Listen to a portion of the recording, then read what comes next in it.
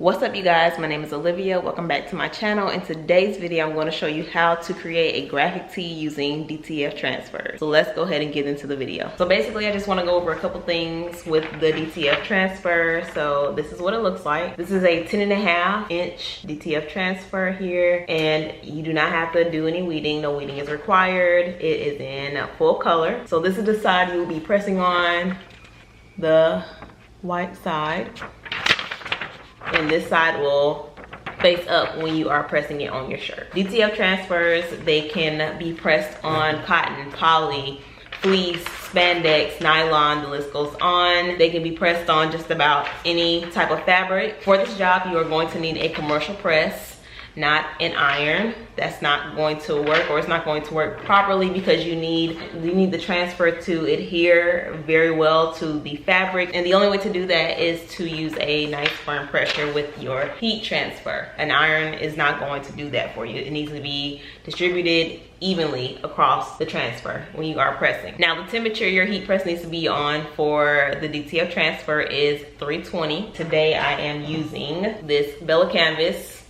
It is 100% cotton, and it's in the color tan, just in case you're wondering, and this is the size medium. So what I like to do, I'm gonna bring the camera down. All right, so first off, I'm gonna go ahead and take my shirt and press it to get the moisture out. So the method I like to choose to put my DTF transfers on my shirt and make sure they are straight is fold my t-shirt in half. Okay.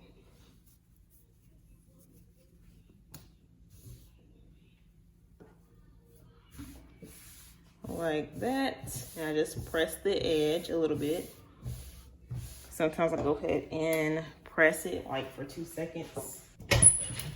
All right, now that I have that pressed, I'm gonna go ahead, and I also like to fold my design in half. Not this part right here, the actual design. I just like to fold it, get where the design lines up, and all I like to do is just bend the top a little bit and then bend the bottom part right there.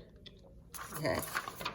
And now I have little indentation marks on the top and bottom to line up with my folded shirt once I unfold it. All right, now we're gonna take our shirt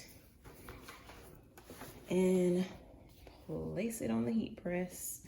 Now, as you can see, I hope you can see the line that I made on the shirt. And I'm gonna take those 2 indentation lines that I have on the DTF transfer and go ahead and line it up on my shirt. And now this varies how far or close you want your design to your collar of your shirt. So I like to do about 4 fingers.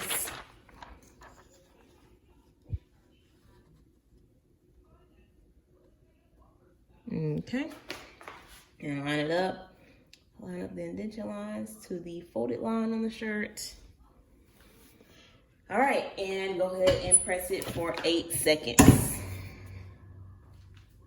Now, this is a cool peel, so you need to let it cool off for at least 1 to 2 minutes, and then peel off the design. So I'm gonna wait for that to cool. Once it has cooled off for about a minute or 2, go ahead and peel it. See, no lines. Nothing around the design, just the design itself.